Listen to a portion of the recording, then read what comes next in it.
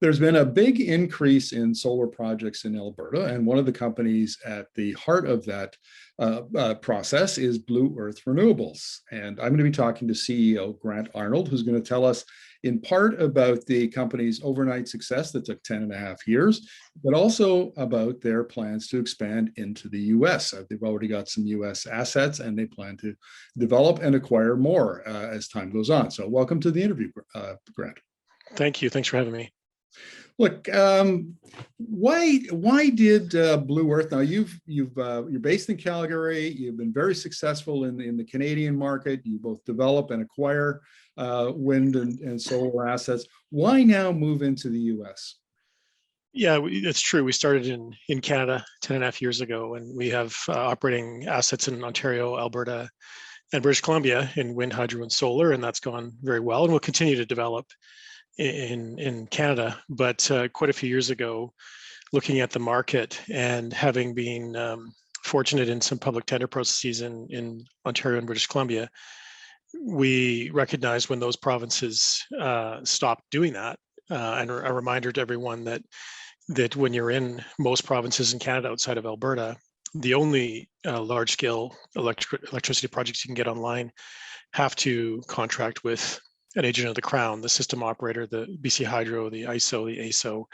So, sorry, not the ASO. So when we were looking at our growth and what we needed to do to continue with a portfolio concept, which is not being in one spot with one type of assets, we knew we had to grow, and we started optioning land in the US probably 4 years ago, and we bought an operating wind asset and have since also built solar in the US with tax equity as well. So a lot of it had to do with the Canadian market being really restricted to Alberta. The other piece was the increasing corporate PPA world, which we see in Alberta now with Royal Bank and Shell and Direct and Bullfrog.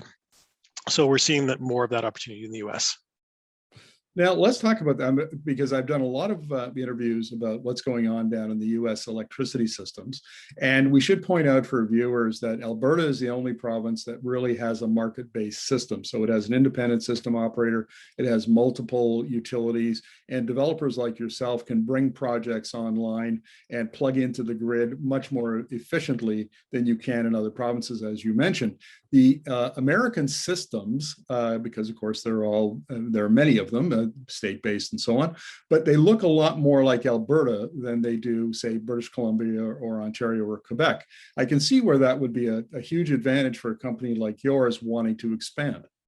That's absolutely correct. And we can't understate, I think you used the word inefficient. If I wanted to sell power to a corporate PPA buyer in British Columbia, I could not do that without contracting with BC Hydro. So you're actually, unless they have a tender process, you cannot.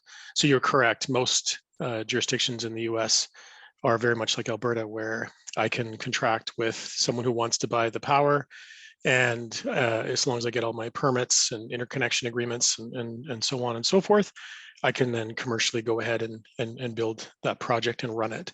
So yes, the market size difference between the US and Canada isn't just the population of the two as a ratio, it's Alberta versus all of the US. So the scale of the opportunity is much bigger than people realize when you understand how the markets are. And those markets are great for us in the US, and we're doing quite well in the areas we're in.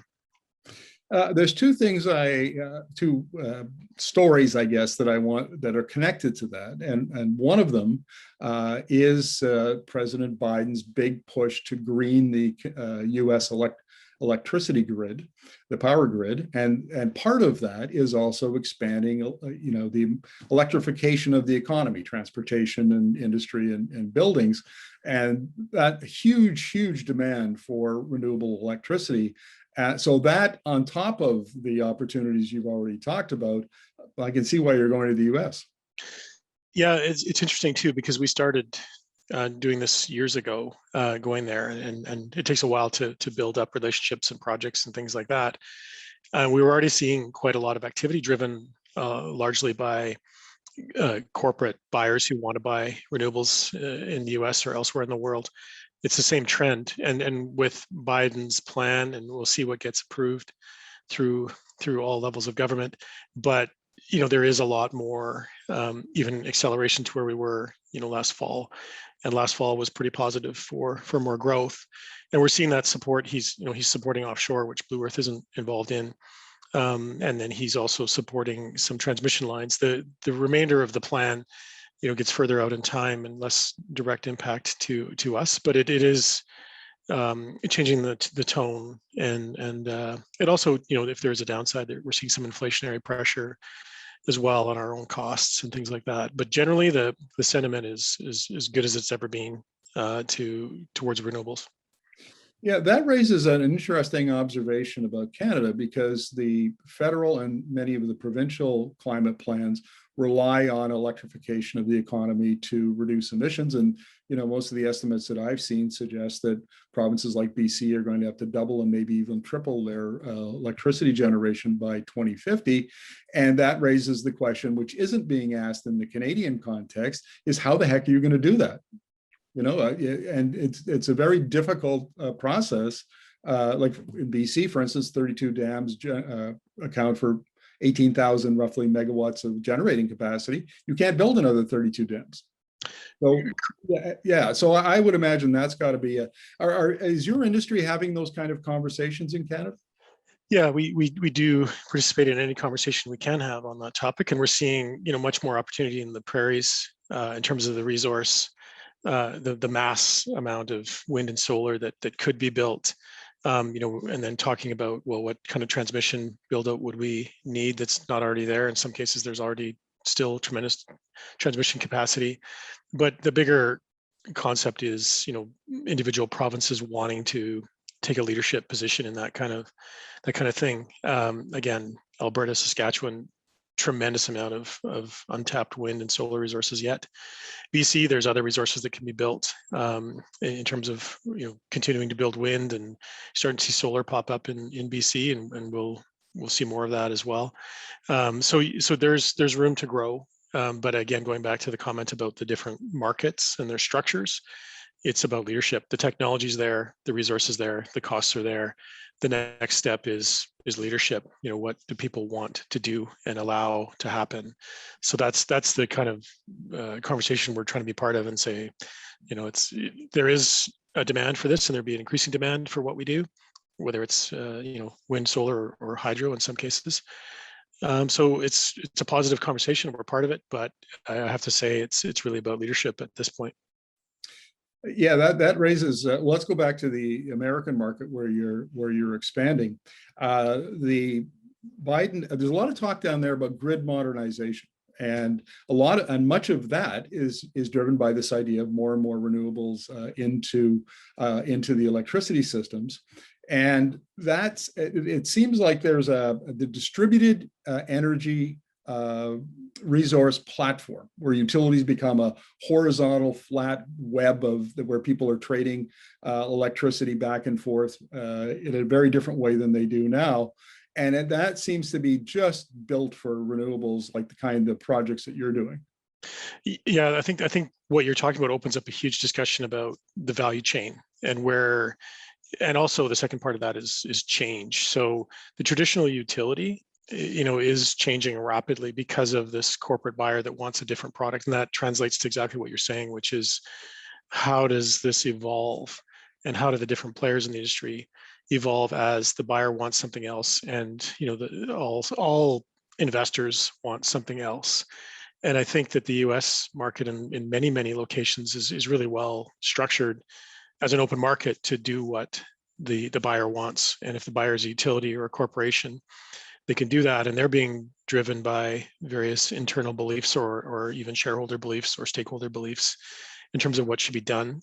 It helps that the costs of wind and solar are good, are very competitive. So yes, we're seeing a tremendous change in terms of how every part of the electricity value chain is evolving, and it's evolving, I guess, much quicker than you might think in terms of thinking about old bricks and mortar businesses. This is now on completely new timescales, and it's an exciting time, partly because of positive change, I believe, but because it's changing quickly. But it does change a lot of mindsets, even at the utility level, which has been the most interesting thing to watch.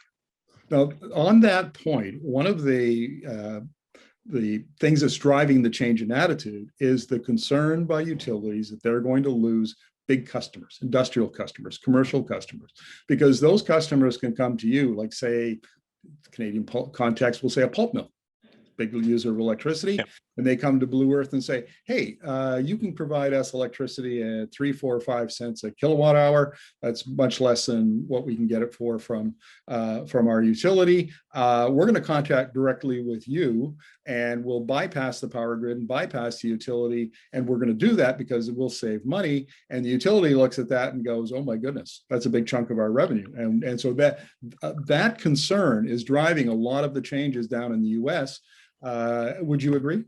I totally agree. We've, anecdotally, I've heard many stories of that where a buyer wants something, goes to the utility, and the utility sort of, maybe not realizing how fast it's changing or what the power of that request is, what's behind it and how serious it is, and maybe not delivering, they could go out and get 100% renewables as well.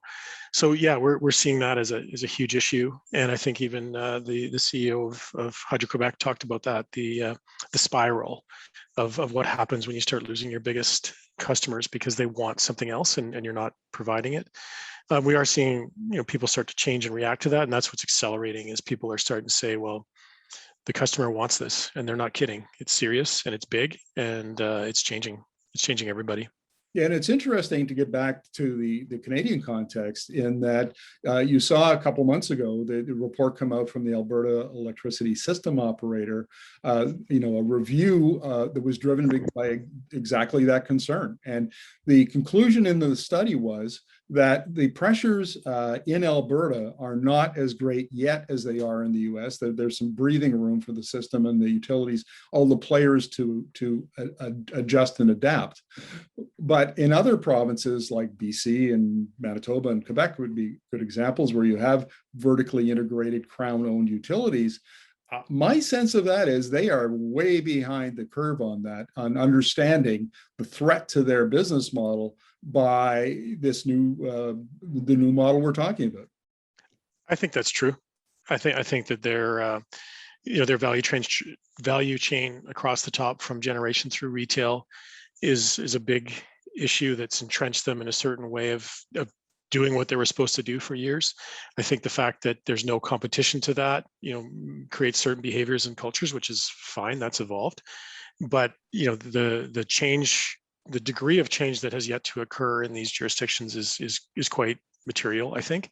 And yes, you're right. The whole window into that is being the US, I would say. And you're going to see it in Alberta, and you're right. I think it's a bit more measured in Alberta, but keeping in mind that there's some states that are 15, 20 years ahead of where Canada is on adoption. So yeah, it's a pretty interesting time. Totally agree.